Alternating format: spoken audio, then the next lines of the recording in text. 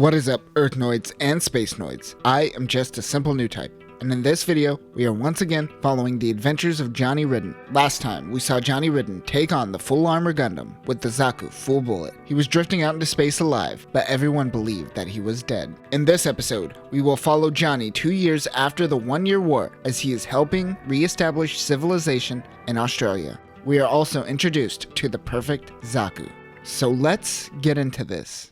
Universal Century 0082. In Australia, people began rebuilding after the war. Mobile suits were a necessity for rebuilding, but the majority of suits left behind were Zeon, so people of Australia relied on Zeon remnants left on Earth to help them rebuild.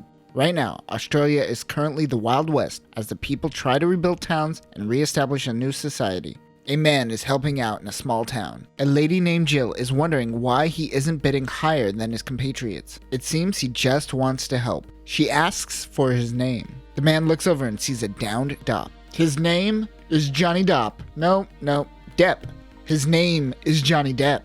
Johnny is helping out a town with its farming needs using what he is calling the Land Zaku. This is a Zaku 1 modified with a drill and other accessories needed for farming, building, and moving things. Over the past 2 years, he has been helping out. Many of the children seem to have taken a liking to him. One child asks him about space. He tells the kid at the Battle of A Baoa Qu he was picked up by an EFF ship and used this opportunity to run away and start over on Earth. Jill asks him if he ever heard of a man named Johnny Ridden. At that moment, a man on horseback comes in. This is Shin Matsunaga, also known as the White Wolf of Solomon. Just like Johnny Ridden, his character was introduced in Gundam Pilot series of biographies, The Brave Soldiers in the Sky. If you would like me to do a video on the White Wolf, let me know down in the comments. They go and have a drink. He insists that he is not this Johnny Ridden guy, but he referred to Shin as the White Wolf, giving himself away. Johnny also responded when Shin called him Crimson. Shin says he wants Johnny to help him fight the ghosts of the Principality of Zeon. There is a force out there that is a threat to the colonies, and people like Shin and Johnny are the only kind that can fight it. Suddenly, an unknown mobile suit comes towards their location. It is 3 Doms. The mayor of the town wants Johnny to go out in the Land Zaku. They happen to have 1 bazooka round, so they tell Johnny to use it wisely. Johnny really doesn't want to fight, but it looks like he has to go out and help the town. This group comes in proclaiming to be the new Principality of Zeon, and that the Zeon remnants of Earth are looking for support for their new government. However, they happen to be looking for support by force. Everyone thinks they are mad, and the mayor says that the best they could do is give them a little bit of wheat. A Dom pilot gets out of his mobile suit and fires on the town, shooting the mayor in the process. Another soldier fires his bazooka on Johnny Ridden, who is trying to flank the Doms. It destroys Johnny's bazooka and knocks over the Land Zaku. They say they will be back tomorrow, and they take off. Johnny is looking off into the distance at the crater where Sydney once was.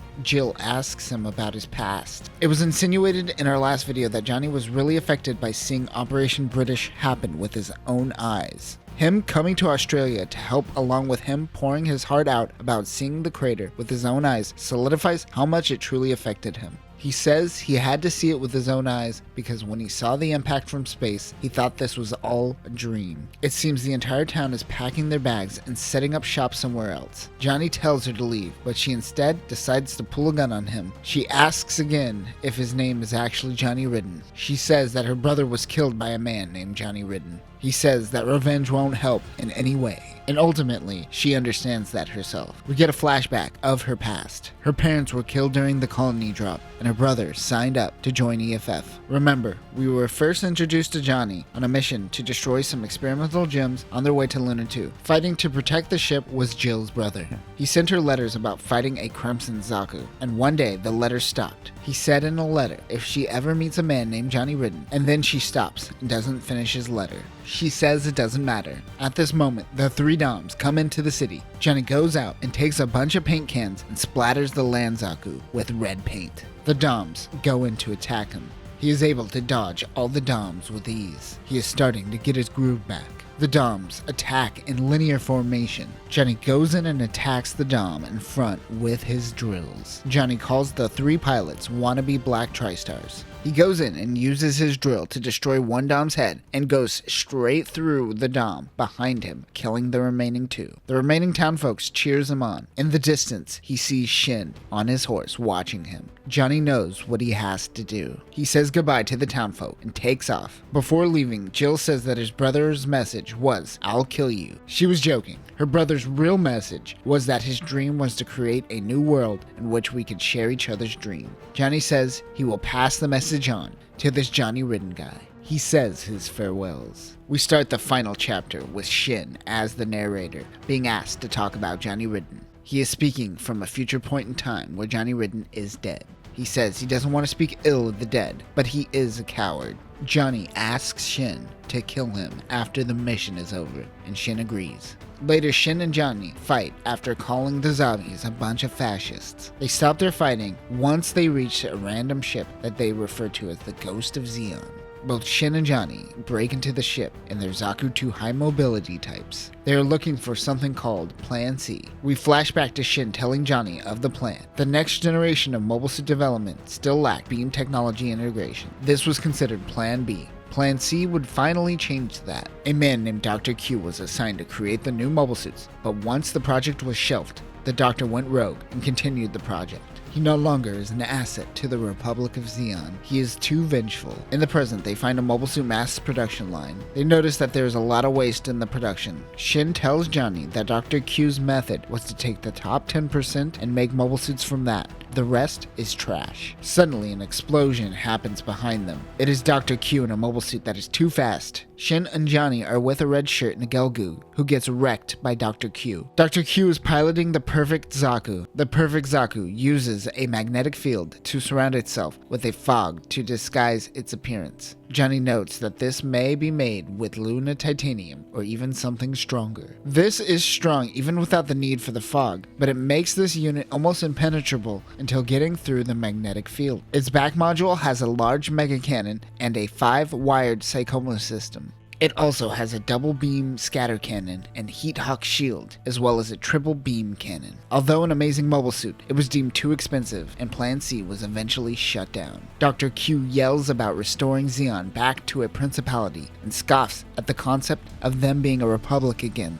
The mobile suit uses the Psychomu system. Johnny and Shin barely escape the attack. The Zaku breaks through the ship and takes off, heading in the direction of Side 3. The team goes back to their ship and regroups. As Dr. Q makes his escape, he runs into an EFF fleet containing the Heavy Gundam. The FA-78-2 Heavy Gundam was deemed a failure, and EFF decided to continue investing in the FSWS program. For more information on this program, see the previous Johnny Ridden video. Unlike the Full Armor Gundam, which was built modularly, this unit was built from the ground up to be a heavy weapons Gundam. The core block system is removed to add even more armor. The Heavy Gundam is armed with a shoulder-mounted beam cannon connected directly to the generator, with a beam saber mounted behind the opposite shoulder for use in close combat situations. The Gundam and Perfect Zaku engage in battle. Back on the ship, Johnny wonders if they have access to the Gelgoog's beam rifle and generator pack. He explains that shell weapons will have no effect on the Zaku's magnetic field. They have to fire a bazooka attack which will make the shield go out. They then can fire the beam weapon. Why? Reasons. Back on the battlefield, the Perfect Zaku tears through the Heavy Gundam. Dr. Q's first experience with EFF's Gundam leaves him thinking that they are all weak. After destroying the Gundam, this is when Dr. Q dubs the name of the mobile suit, the Perfect Zaku. Since the program doesn't exist anymore, there never really was a name given to the unit. Johnny makes it to the battlefield and attacks the Zaku. Dr. Q is confused why a Zeon pilot is fighting him. He tells Johnny to join him in creating a new Zeon. We flash back to Johnny and Shin fighting. Johnny asks Shin what does Zeon mean to him. Johnny says that he could care less about Zeon, and that he is only fighting to protect those that he loves. Of course, he is thinking of Tiki. Shin tells him that he never had what it takes to be a soldier. Johnny says of course he never had it in him. Back on the battlefield, Shin comes in, rocking the bazooka. He tells Johnny he better not miss and fires. The magnetic field goes down and we get our first good look at the Perfect Zaku. Johnny goes in and fires all 3 shots of the beam rifle right in the cockpit, destroying the Perfect Zaku. The Zaku is destroyed and the mission is complete. Johnny tells Shin to fulfill his end of the bargain. He asks Johnny to reconsider, but he is firm. Shin says farewell and shoots Johnny. Shin returns to the ship and tells the crew that he killed him. Shin's narration picks up once again and says that dead men tell no tales. We then cut to side 3, where we see a very much alive Johnny Ridden. He goes to the farm to find Tiki, and the two embrace. And that will do it for our introduction to the character Johnny Ridden as we conclude this MSV Battle Chronicle. But don't worry, this isn't the last time we will see Johnny. We will eventually continue our adventure and push forward to UC90 as we cover MSVR, The Return of Johnny Ridden. But right now, we are currently in the year UC87 in our coverage, so it might be some time. Even though it flashes back between the 1 year war and UC90, it still feels like we have to cover it when we talk about UC90. Or maybe not, you tell me, leave a comment, let me know. But that will do it for now, new types. Remember, sometimes it is okay to be selfish and fight for yourself, just like Johnny Ridden. Peace.